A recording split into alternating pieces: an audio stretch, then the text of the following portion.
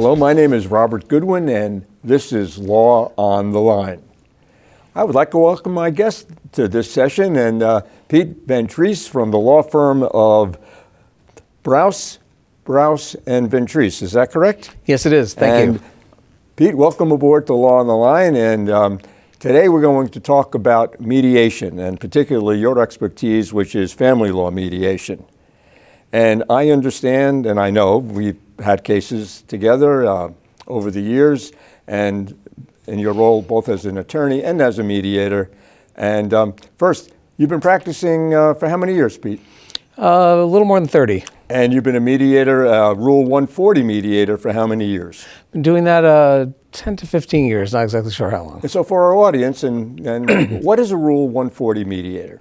Well, Rule 140 is a court rule, and it's a rule that was developed in the family part so that people going through divorces can have the opportunity to go to a mediator who is on a roster approved by the courts of mediators, and the mediator will provide an hour of preparation time without charge and an hour of the first session of a mediation without charge. To become a Rule 140 mediator, to be put on that court's roster, they require the attorneys, or in some cases accountants do this also, to take a course, and the course is a number of days, and to have a certain amount of experience in mediation. And then as a 140 mediator, we are put on the court's roster, and when the attorneys choose a 140 mediator, they get a copy of the full roster of all the mediators who participate, and I'm on that list. Okay, you're on that list, and good. And so let's introduce our audience to the mediation that you're most familiar with, which is 140 mediation through the court system, when that occurs, and also private mediation, which you do outside of the court systems. Let's talk about the 140 first, and when that begins in the process of the divorce action. Well, the way the divorce goes through the courts, at some point, several months into a divorce being pending, if the parties have not settled the case on their own, they will be called in to appear in front of what's called the Matrimonial Early Settlement Panel. And the panel is made up of two lawyers who are appointed by the presiding judge to kind of serve as mediators, kind of on-the-spot mediators. It's kind of a very quick form of mediation. They make a recommendation, and if the case does not settle during that form of mediation, then there is, at that point, the attorneys would pick another mediator to really get a more involved form of mediation. And that's where the Rule 140 mediators come into play.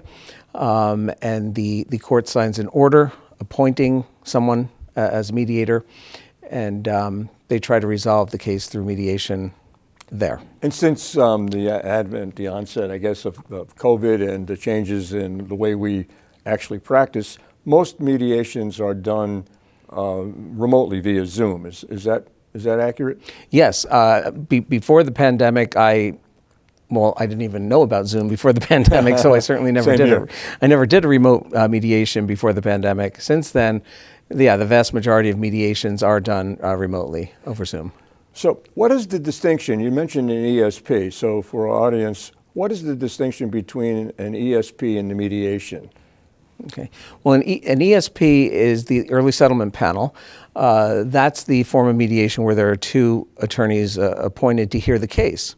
And the way that proceeds is the two attorneys representing the two litigants appear in front of the panel of the two lawyers, and they say, these are the issues we have not agreed on. They'll make their pitch. They'll say, be it alimony, what to do with retirement accounts, the house, whatever. And they'll say, these are the issues that we need some help with. So they discuss with the two panelists what the issues are. Then the attorneys step out of the room, or in the case of Zoom, they'll go into another breakout room. And then the two panelists will speak with each other and come up with a recommendation. Then the two panelists call the lawyers and the litigants, the parties, into one breakout room, and they say, okay, we've heard the issues in the case, and this is how we recommend that you settle your case. And the parties are free to accept it or reject it completely, maybe accept part of it, maybe tweak it a little and come up with their own version of a settlement. But the idea is that's really, in a lot of divorces, the first opportunity for the parties to hear from some objective third party as to how their case might resolve. Okay, now, if it doesn't resolve, the court has their rules, which you made reference to earlier, and now it goes to yourself, and you are designated as a mediator. Are you working solely as a mediator? Yes. And explain what you do as a mediator. What is your role? My role as a mediator is to try to facilitate a settlement. It's to bring the parties together in a non-adversarial way, in an informal way. It's not in a courtroom. Again, nowadays it's really mostly on Zoom. It gives the parties a chance to be heard by a third party who's going to be neutral, myself. And as mediator, I'm not making any decisions for them. I'm not ordering them to do anything. I'm not a judge. I'm trying to bring them together. I'll certainly make recommendations along the way, but my goal is to try and bring them to a settlement, show them the strengths and weaknesses of their respective arguments, and try to give them a way to move on and put this behind them. Now, are people, litigants, if they have attorneys, do attorneys attend the mediation? If they're represented. Yeah, if they're represented, most attorneys will attend the mediation. As a mediator, I really try to encourage the attorneys to get out of the way. And what I mean by that is let their clients speak. They want to be heard. This may be their only opportunity to have someone neutral hear their case. And frequently, they want to talk about things that may not be so important from a legal standpoint, but might have great personal importance to them. They want to vent. And, a mediation session should not just be a venting session, but at the same time, if someone feels that they're just being cut off all the time, they're just going to feel like they have not been treated fairly. So certainly the attorneys will step in occasionally and advocate their respective positions. But as a mediator, I really need to hear what's important to the individuals involved in this case, because it's their lives and they have to be happy with the ultimate settlement so they can come up with anything they want in mediation, in contrast to appearing in front of a judge where a judge is going to make all sorts of decisions based on a relatively short period of time. The judge is a stranger to these parties and is going to be making decisions that affect their lives, their children, their finances. And mediation, the litigants have much more ability to participate in their future. Now, before, when we did mediation in person, we used to use the term caucus. And now we use perhaps what we call breakout rooms. Explain that and how that process is utilized when you have 4 individuals, 5, including the mediator, engaged in the mediation dynamics. Well, at the start of a mediation, I'll have everyone in the same room. The 2 lawyers, the 2 litigants, kind of give them the ground rules, give them an explanation of what we're trying to accomplish. And in almost every mediation that I've handled, we then caucus. And by caucus, I mean we take one party and their attorney in one room, one party and their attorney in the other room. Breakout room. Breakout rooms. So if it's in person, we actually physically go into separate rooms. Otherwise, I'll put each one in separate breakout rooms. There's a number of reasons to do that. There are several divorces where the people just can't stand to be in the same room as each other. And if they are, they just start screaming about things that have nothing to do with making a productive mediation. The other reason, the main reason to have them in separate rooms is because I want them to feel like they can be open and candid about what they really want, what's important to them. And if their spouse is sitting in the same breakout room as them, they're going to hold back. And we're not going to get to a conclusion until I, as the mediator, know exactly what they want and what areas they might be more flexible in. And the only way we're really going to get there is if we meet separately. Now, what is the confidentiality in a breakout room and overall confidentiality of mediation? Well, whenever I speak with one of the parties and their attorney in a separate breakout room, I tell them right in the beginning, I'm not going to repeat anything you say unless you authorize me to do that. And it's important that they know that because they're going to be a lot more free in the exchange. Mediation itself is completely confidential. In all litigation settings, settlement negotiations of any kind are considered confidential. And I tell people that at the outset. I say, now this mediation is completely confidential. So neither of you can end up in court in the event that you do end up in court litigating this matter. Neither one of you can say, oh, he or she was being completely unreasonable in the mediation. They wanted to do this and the mediator didn't agree with them. None of that is permitted because it's all confidential. And the reason for that is the courts encourage settlement. And the only way you're going to get to a settlement in mediation or otherwise is if both parties are open and free in their settlement discussions. So it's important for everyone to know from the very beginning that what is said in mediation stays in mediation. And what is said in caucus stays in caucus, yes. Except that which is authorized to be disclosed to the other side. Yes. And typically, I know that you have to go back and forth. And tell me how you wind your way through the mediation process and ultimately, perhaps in a successful case, reach a resolution. Well, I try to, first I'll speak to the attorneys without their clients. That's in the initial stage. Yes. Mm-hmm. I'll put each client in a separate breakout room, and I'll speak to the two attorneys in one breakout room together. Mm-hmm. And I'll try to get a sense of what the real sticking points are.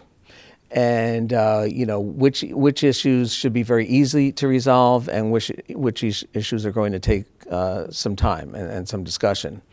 And I'll often ask them, is one party more, I don't want to say a problem than the other, but recalcitrant or yes, something? Yeah. is one party more dug in their position than the other?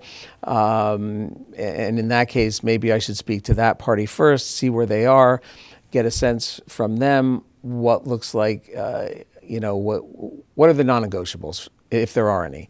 And we really don't use those kind of terms in mediation because everything's negotiable. But sometimes someone will say, look, bottom line, I'm not taking less than X, or I'm not going to give in on custody unless I get this. And so I'll know, well, that's what I'm going to have to work through. People call it economic mediation. And you mentioned the word custody.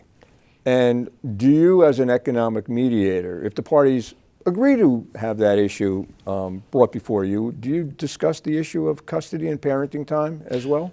I will, if that's what the parties want. You're right. The Rule 40 court-appointed mediation program does not involve custody.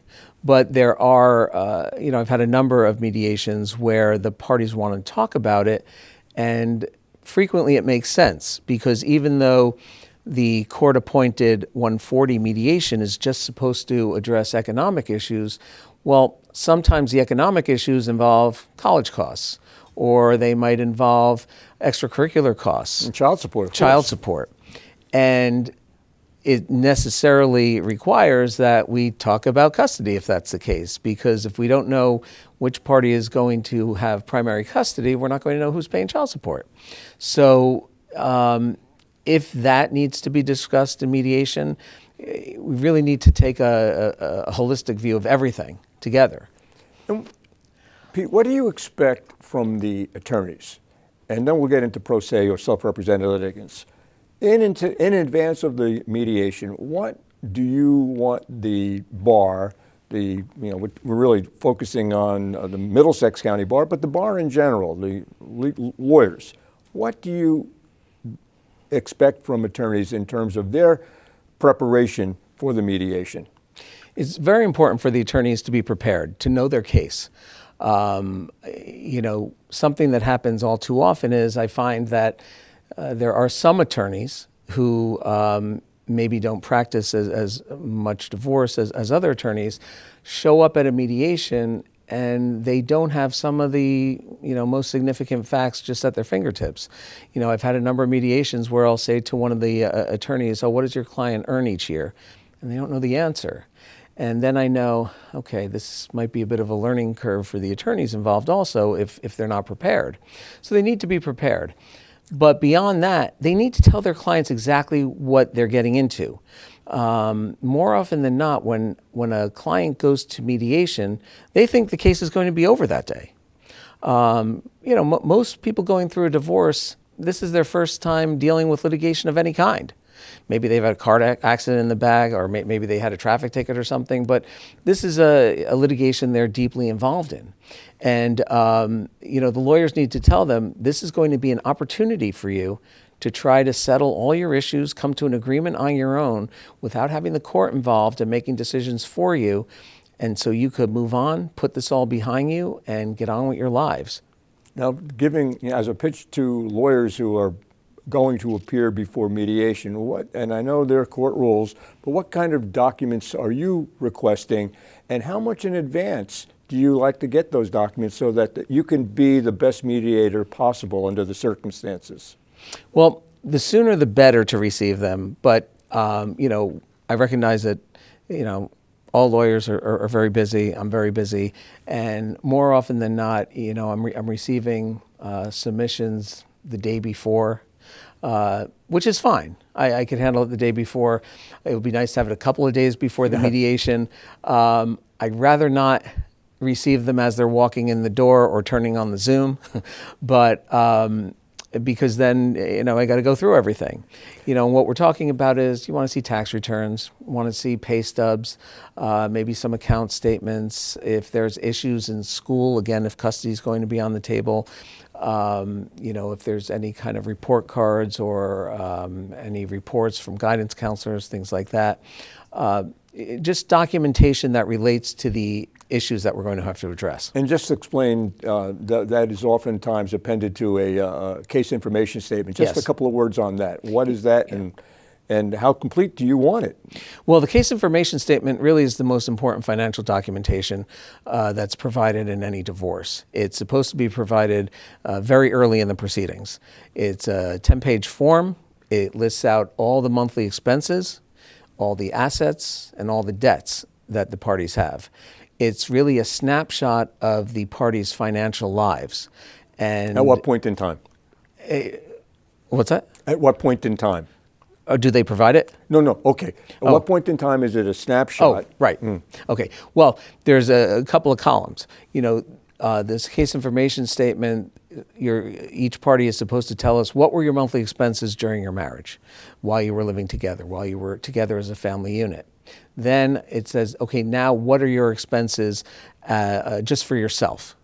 If you're separated or living together? Right. You still, if you're still living together, It's hard. you want to get some kind of estimate of what do you think it's going to cost you to live on your own? What kind of rent are you anticipating?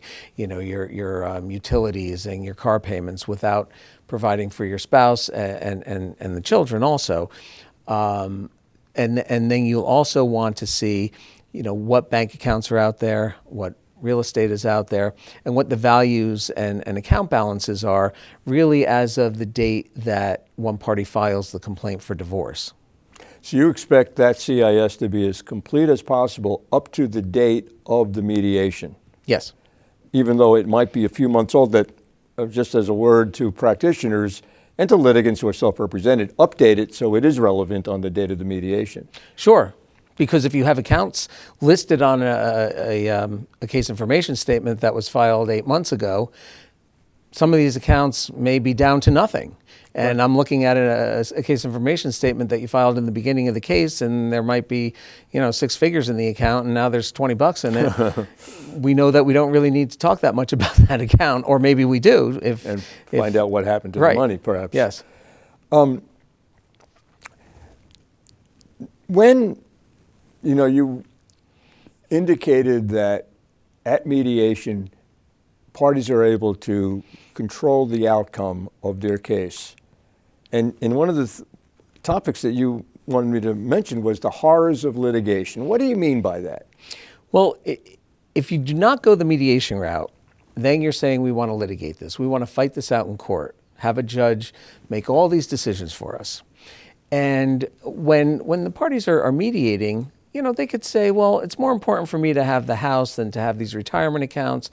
A judge isn't going to do that. A judge is going to take each asset separately, divide everything up.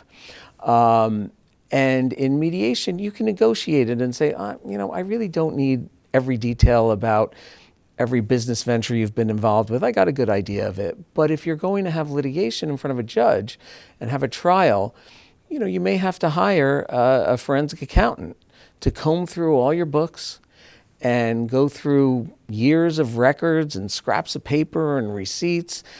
And it gets into the thousands of dollars to hire those types of experts. Same thing with custody experts.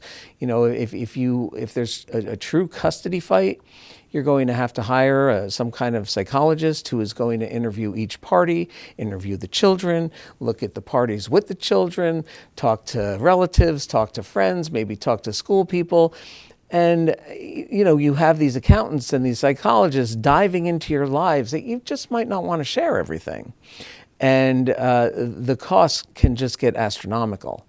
And the more that goes on, generally the parties, things get a lot more acrimonious because things don't converge, they seem to diverge. Yeah, it takes a life of its own. So when you deal with self-represented people, what do you expect of those individuals that are now coming to you, through the Rule 140 in the midst of the divorce process? What do you want from self-represented people?